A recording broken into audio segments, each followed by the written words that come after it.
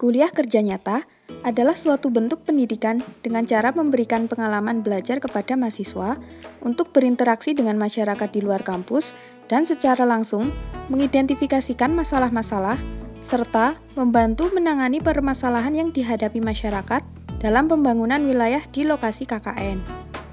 Tema yang diusung pada KKN Undip tahun ini adalah Pemberdayaan Masyarakat Menuju Pasca Pandemi COVID-19 berbasis SDGs.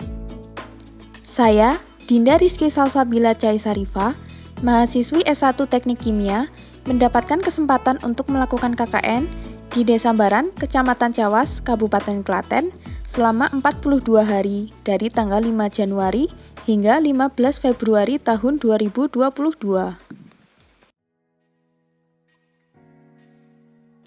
Desa Baran adalah salah satu dari 20 desa yang ada di Kecamatan Cawas yang terletak kurang lebih 2 km ke arah utara dari Kecamatan Cawas. Secara geografis, Desa Baran berbatasan dengan Desa Mlese di sebelah utara, Desa Tirtomarto di sebelah timur, Desa Cawas di sebelah selatan, dan Desa Plosowangi di sebelah barat. Berdasarkan cerita sesepuh Desa Baran, konon, pada saat Sunan Kalijaga sedang mengembara menyebarkan agama Islam, beliau sempat singgah di Desa Baran dengan naik kuda atau biasa disebut jaran. Setiap hari, kuda tersebut dibiarkan atau bahasa Jawanya diumbar, dan kuda itu tidak mau pergi dari Desa Baran. Oleh karena kejadian tersebut, Sunan Kalijaga pun memberikan nama Desa Baran yang berasal dari kata ngumbar jaran. Selain itu, pada masa pasca kemerdekaan tahun 1949, Desa Baran pernah dijadikan pusat pemerintahan sementara yang bertempat di rumah mantan Kepala Desa Soeharto Wiryo Soedarso. Dikarenakan keadaan ibu kota Republik Indonesia kurang aman pada waktu itu, sehingga para menteri mencari tempat yang lebih aman, yaitu di Desa Baran dan tinggal selama 4 bulan.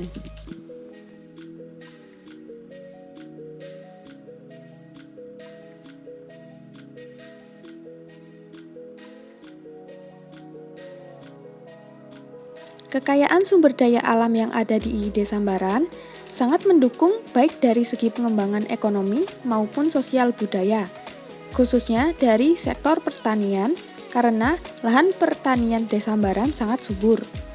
Masyarakat yang bekerja sebagai buruh tani berjumlah 594 orang dan merupakan pekerjaan yang paling banyak dimiliki dibandingkan dengan pekerjaan yang lain.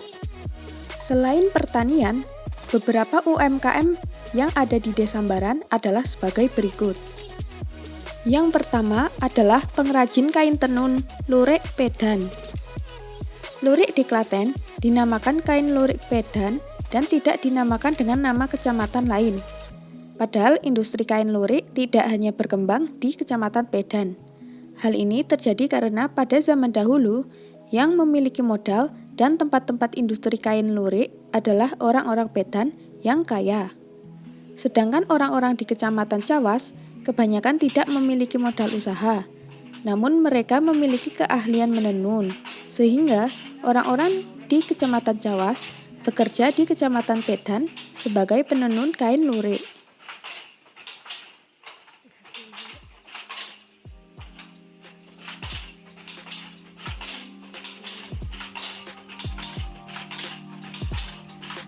Selanjutnya adalah penyortiran kain perca,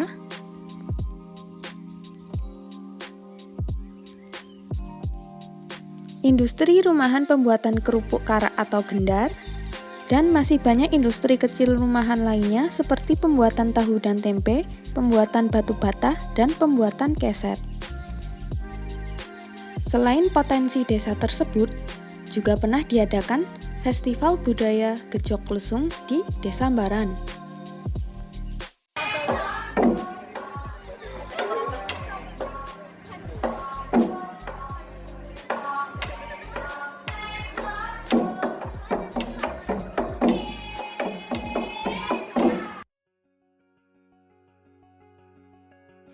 Setelah melakukan wawancara dan diskusi serta survei lokasi di Desa Baran, ditemukan beberapa permasalahan di Desa Baran.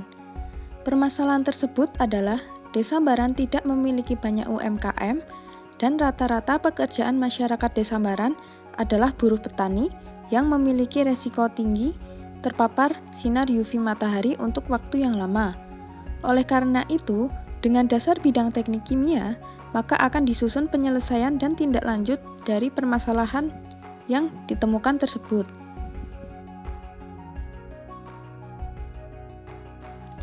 Sebagai penyelesaian dari permasalahan yang pertama, yaitu Desa Baran tidak memiliki banyak UMKM, saya menyusun program sosialisasi pembuatan sabun padat alami dari lidah buaya dengan metode cold process, agar dapat menarik minat masyarakat untuk membuat produk lain yang memiliki potensi nilai jual, sehingga UMKM khususnya di RW 1 Desa Baran dapat berkembang.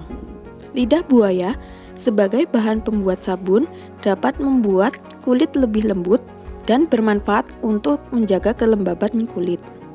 Selain itu, lidah buaya sangat mudah ditemukan di lingkungan Desa Baran sehingga cocok untuk digunakan sebagai bahan dasar atau bahan baku pembuatan produk baru, yaitu sabun lidah buaya pada masa pasca pandemi COVID-19. Metode pembuatan sabun dengan metode cold process mudah diakses dan mudah diikuti oleh masyarakat yang awam dengan proses pembuatan sabun dan tidak memerlukan alat-alat laboratorium yang sulit didapatkan oleh masyarakat. Sedangkan untuk penyelesaian dari permasalahan yang kedua, yaitu rata-rata pekerjaan masyarakat Desa Baran adalah buruh petani yang memiliki resiko tinggi terpapar sinar UV matahari untuk waktu yang lama. Saya menyusun program sosialisasi pembuatan krim tabir surya alami dari wortel sebagai pelindung kulit dari sinar UV matahari. Wortel dapat digunakan dan diolah menjadi tabir surya karena kandungan nutrisi pada wortel yang sangat baik untuk menjaga kesehatan kulit. Wortel mengandung banyak serat, kaya akan antioksidan dan mineral.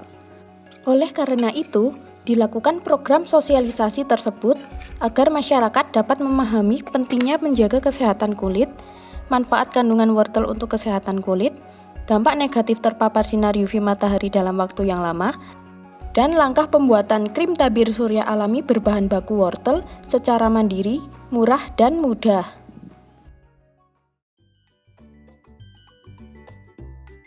Selain program SDGs, kegiatan lain yaitu program multidisiplin yang dilakukan secara bersama-sama dengan tim KKN Desa Baran adalah program edukasi dan sosialisasi KIPI atau kejadian ikutan pasca imunisasi dalam rangka trauma healing pasca vaksinasi COVID-19 dan program edukasi dan sosialisasi penggunaan aplikasi Peduli Lindungi.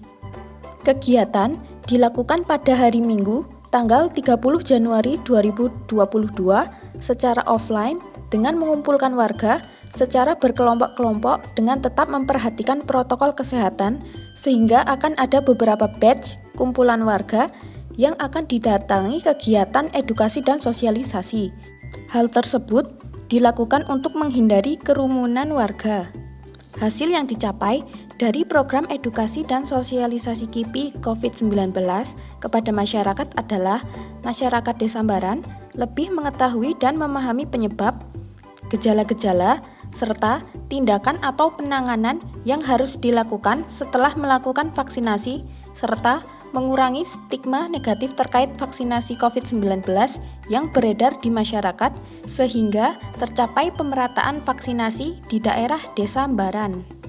Sedangkan untuk hasil yang dicapai dari program kegiatan edukasi dan sosialisasi penggunaan aplikasi Peduli Lindungi adalah masyarakat memahami cara peregistrasi atau pendaftaran akun baru dan manfaat yang akan didapat apabila menggunakan aplikasi Peduli Lindungi, seperti memberi peringatan kepada pengguna apabila berada di keramaian atau zona merah, sebagai media pengawasan pemerintah kepada pengguna, sebagai bukti untuk mengakses layanan publik, mengunduh sertifikat vaksin, dan informasi hasil tes COVID-19 pengguna.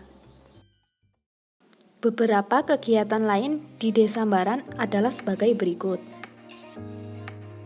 Membantu tim kesehatan Puskesmas Cawas dalam pelaksanaan vaksinasi dosis pertama dan dosis kedua COVID-19 di SD Negeri 2 Baran.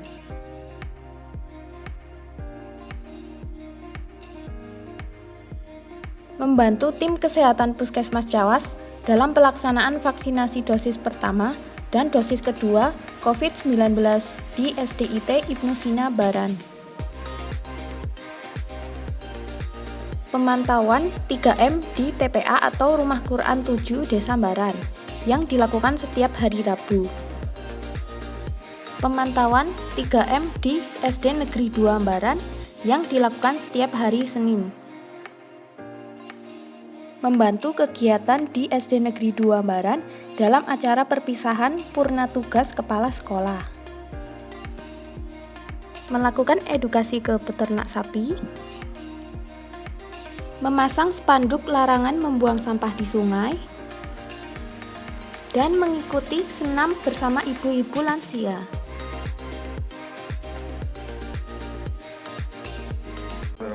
Assalamualaikum warahmatullahi wabarakatuh.